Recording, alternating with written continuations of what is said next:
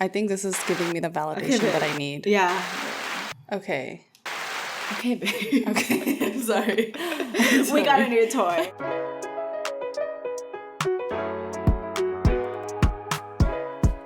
Welcome back, bitches. We're back. Episode 4 of the Leave by 9 podcast. I'm Avery. And I'm Banana. She's Anna. I can speak for myself. Thank you so much. You don't need to speak this close. As you can tell, we are in a way different mood than we were last week. Last week was a really tough week. I just want to...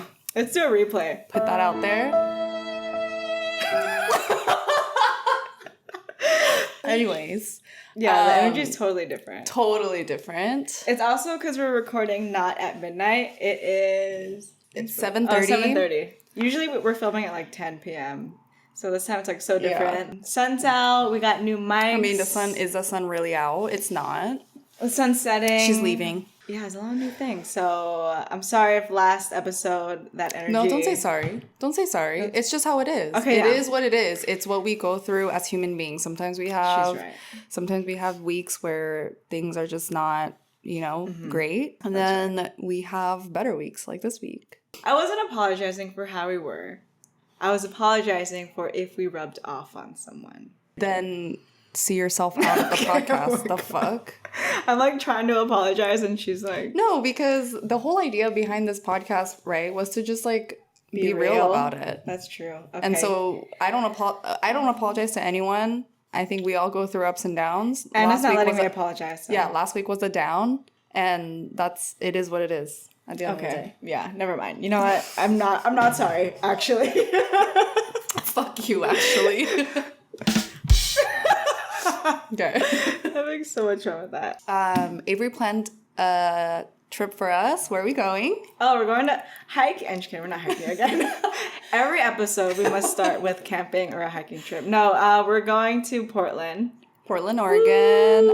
We each went before, but it was like trash when we went. Portland wasn't trash. I'm sorry. No. You're from Portland. We're not here to offend anyone from Portland. However, both of our experiences the first time we visited was just like not the best. So, yeah, I've been saying this whole week, I'm so excited to rediscover Portland. It's like a postcard. Yeah. Rediscovering Portland. That's the title of this episode. Yeah, when I went, it was like super gloomy. The vibes weren't that great. Like, I was drinking a bunch of coffee, so I was like so wired. I was so anxious. Yeah, for everyone who doesn't know, Avery is very sensitive to caffeine. Which is like everyone who's watching. Oh, if you have any recommendation, if you're from Portland and you have any recommendations. Yes. Let us know. Leave a comment. DM us. No vegan joints. Food. Hiking. Oh, no vegan choices. I just got that. We're not vegans. Anything that's like very specific to Portland, if you have any recommendations, that would be awesome. What are we doing this weekend? I actually don't know. I'm just going with you. Yeah, we're going to test drive some cars. I'm looking at the Toyota RAV4. Yeah. Your eyes rolled on its own. It's the camper girl in me. Camped twice. I've actually been I've been looking at or thinking about adopting a cat for a really, really, really long time now. Why is that? I don't know. I just think it would be... Okay, so for those of you who don't know me, I love, love, love, love, love, love, love dogs and cats, but I am... So I'm getting a cat. So I'm severely allergic to dogs. And I think right now, because I live in a studio apartment, I just think I just don't have the means and the space for a dog. You can get a small dog. No, I don't want a small dog. I don't want a small dog. Okay. I don't want a chihuahua. I'm so sorry. I don't want a chihuahua. Loses one subscriber. We've lost all our chihuahua subscribers. Chihuahua lover XOXO. They're gone. They're done. So these can only go so far. If you guys have been listening to the previous episodes, I think I mentioned several times that I've just been not really connecting with the work that I'm doing at my current company. Are you not connected to the work itself or the product? It's both. It has to do with me not connecting to the role itself, but also the products. It's like my coworkers, when they talk about the product, you could see like they're super excited about it. You can see that they are, you know, they connect with it and they're really like happy about it and they love talking about it. But I just don't, I feel like I never matched that energy with them. And it got to a point where I started to question like, okay, am I just like really sad or am I just like depressed or something? Or it really made me sit with myself and ask myself like, okay, why are you not connecting with it? Yeah. And I think I've been saying this for like months now, where I just felt like my productivity was dipping. Yeah, so I've talked to a couple of people and they were just telling me that simply what it is you mentally just outgrew the company. Not that I have nothing else to offer, because obviously I don't, there's so much more I can do, but I think with the company, I definitely outgrew it. Well, I think it's good that you know that versus staying there and like being complacent. Exactly. We don't have time for complacency. No. We're trying to level up out here. For real. So yeah, I think there is a new job opportunity on the horizon. Yay! But the lesson that I'm learning here is just because the work environment is great and just because the people that you work with are great and so sweet and so nice, it doesn't mean that you'll always be happy in your job. True. Yeah. I think it was the opposite before where it just wasn't like a good environment, so I felt like I had to leave. But here it's like I almost felt guilty about wanting to quit or like not really connecting with my, because like exactly, and like they listen to me, they really really appreciate my input and all of that stuff. I think it says a lot too about where you came from or like your prior experience, because that should be like the standard, you know what I mean? Exactly. It's like feeling bad because they're nice to you is like, at the end of the day, it's like your happiness. Your only job, I feel like, to yourself is to keep yourself happy and do things that'll make you I owe that to myself. Happier. I just hate the interviewing process so much. I know, it's annoying. Hate that it's the anticipation that's annoying. But also for me, it's like not faking the energy, but like having to be like at your like, absolute just best. Be fully on is so hard, and it's so like I remember after she's like, okay, bye, I was like she's like, I'm sorry, did you say something? I didn't even end the call and I'm like That's my biggest fear, is getting off of a meeting or like a Zoom call and I do like my normal, like I be myself, but it's like the camera's still on. Oh my god, no, I'm like hyper aware of like if I'm muted, like if I actually press end or not. That one time when we were in the all hands meeting and one of my coworkers were like, she was not on mute and like our CEO was speaking and she was like, yeah, I'm gonna be there. I'm in my meeting. I'm in my all hands meeting. And so he had to obviously stop talking because she's just like... Was everyone laughing or was she just like... We were all just... If you look at like the panel on top, everyone was like... And you can tell someone started going, Samantha, turn off you're not on mute. Do you ever have that one coworker that just always is on mute and she never knows she's on mute? Oh, yeah, we're like, Bethany, you're on mute. You're always having to remind them. Bethany, you're on mute. Oh, sorry, I was on mute. We know. We know. When you're like, oh yeah, right, Stacey? Like the timeline is, you know, like, or like our deadline's next week, right, Stacey? And they're like, and then like, it's so hard. I have the problem of like, I so don't want to be like interrupting them, you know, but obviously if they're on mute, you have to, because you need to say you're just wasting people's time. But I just don't understand why people don't check if they're muted first. You know, it's like, just check. A simple check. I know. You know? It's like, I know. Luckily, in my team, though, there is that one person, but there's also that one person who's always quick to be like, you're on mute. Yeah. The fire signs. Sometimes I'll like unmute if I know I'm about to laugh at something, but then I realize, man, I wonder who just watched me unmute myself to laugh. I must look like an idiot. You really think people pay attention to those like small details? Well, yeah, because we're doing it right now. You know? It's like, damn, I wonder who just saw me like unmute to laugh. They probably think I'm an idiot. Or like they probably think I'm just like, I don't know. That's like your contribution. Yeah. But I like literally, I thought I was gonna contribute more, but I ended up like just laughing. And I'm like, you know what's actually the worst is like when you have like a bigger meeting and let's say it's like 6 to maybe like 5 to 7 people, but like the main person, the organizer of the event is not there yet. So the people who are just invited that are supposed to just like listen to the organizer, like, you know, give us an update on whatever.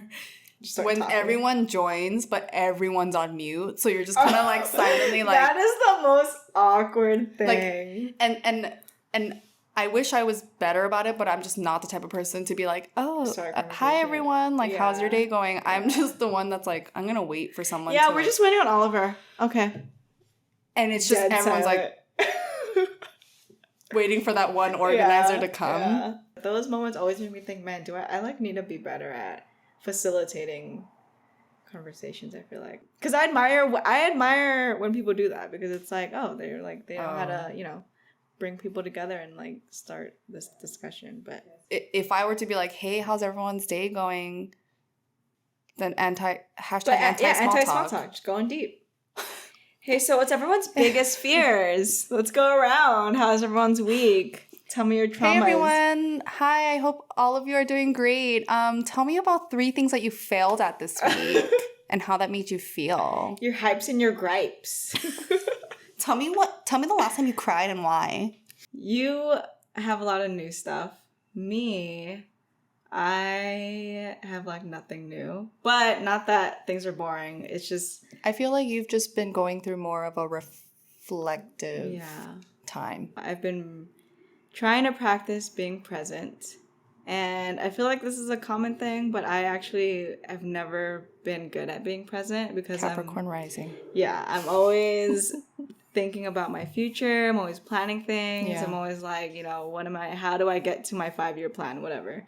I'm like learning that the more time I spend focused on the future or what's due tomorrow or whatever, the less time I'm putting into what's in front of me, like what I'm doing right now. And science says we can't multitask. And so if I'm trying to like do this thing in front of me, but I'm also thinking about something else, like I don't think that just doesn't work. I think people think that they can multitask, but you can't. You actually can't. Like you're always giving half of your attention to it's 3-4 different things. It's not even half or partial. Or it's like you're giving that full attention to the other thing, like in micro bits. Very true. Yeah. That's why I think when people are like, I'm good at multitasking, I'm like, bullshit. Yeah. You're not. You can go back and forth between things quickly, and you might be good at that. Right. But like retaining it and being like fully into it is like it's not effective. So I've been trying to not do that. So every time I like find myself stressing out about like, oh fuck, like what do I have to do for work tomorrow or whatever, I'll just like bring it back. Okay, I'm here. I'm working on this. I'm not going to work on that. I'm just working on this. Like, that's it, you know? So, yeah, there's 2 parts. I think there was like 2 different things that really happened last week that like heightened our emotions a little bit. One being there was just a huge, I would call it a miscommunication. Yeah. And the second one was an actual like, you fucked up mistake.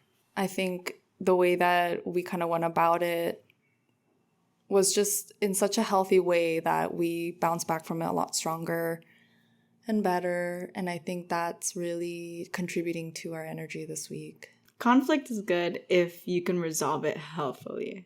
I think the fact that we felt comfortable enough to come to each other and say, hey, this is how I'm feeling. This is what or in my case, like, this is what I did. This is my mistake. Like, this is what I learned from it. Yeah, just taking accountability. Yeah, taking accountability and just being able to, like, have a space to talk to each other made it 10 times easier. The fact that me and you were so open about what we were feeling and what we wanted out of talking to each other makes things so much simpler when you're trying to resolve conflict. Yeah. Versus trying to resolve something like one-sidedly and not knowing how like the other person is feeling. You know what I mean? Because I'm just thinking about like someone else being passive, and it's like hard to talk to someone when someone is like still like, you know, like this. It usually always is one person who's like, okay, we really should talk about this. Yeah. But then there's that one person who's like, or brushing it off. Like, I don't care. Yeah. Whoever is doing the like, I don't care shit. You're making it worse. So that's you. I think... Cut it out. Honestly, like, this is probably... I mean, this is the first relationship I've had where I just feel the necessity and desire to, like, talk things out and communicate with one another. Because if you guys didn't know, fucking PSA, like, you cannot read minds. Like, we cannot read your minds. Facts. I can't read your mind. So just fucking talk about it. Just talk about it. Because there's no reason for you to just sit there and dwell on your feelings by yourself while your partner's like, okay, well, if no one's saying anything, then I'm just going to proceed as I am. Mm-hmm. If you have an issue, if something's bothering you, talk about it. Literally just fucking talk about it. Yeah. There's no reason to make your partner walk around eggshells or kind of play a guessing game. Yeah. I just don't believe in the whole, hey, like, are you okay? No. Or like, yes. Are you fine? Like, are you okay? Yeah, I'm okay. Please communicate with your partners. They cannot read your mind. Okay, it's time for our closing segment called #AntiSmallTalk, where every week we ask each other one deep personal question because we could give two fucks about your favorite color. The question is, if you can be an expert at something, what would it be? Okay. Sky's the limit, infinite amount of money. You could do whatever you want with that knowledge. You could do like the greatest good with that knowledge. So, are you like the leading expert or something? You are the leading expert in X. Okay. I think my mind immediately goes to neuroscience. Get that money. It's not even about money, but I think like I've always been fascinated by the brain and how much we know about it and all the crazy shit it does. So realistically, I don't know what the percentage is now, but we barely graze the surface with the brain. I think that'd be cool. The brain is so powerful because it controls everything. It controls everything. Yeah. And I don't know what the statistic was, but it was like X percentage of deaths were caused by things that we can control. Like things that we decide to do or fail to do, whether that's addictions or like habit forming things. Yeah. Those are technically things that we physically can control. But after a certain point. Yeah, after a certain point. Once you get addicted to something, or like it's before like a hard. certain point. Yeah, it gets hard before. That's a good one. Okay, I would be an expert at communication. The reason why I would choose communication is because it could apply when it comes to problem solving, both like on a smaller scale, but also on a large international trade scale. Communication just applies to anything. Everything, It's just a great skill. So yeah. I think that wraps up our episode for this week. Thank you for watching, for listening. Subscribe. Like our video. Leave a comment. Please. Share. I'm like genuinely curious what other people want to be. I just want one comment. Experts in. So let us know. And we'll see you next week. Time. Bye. Bye. See ya. Oh, wrong one. Oh my God, you keep pressing. That's like a computer startup. Yeah. Yeah.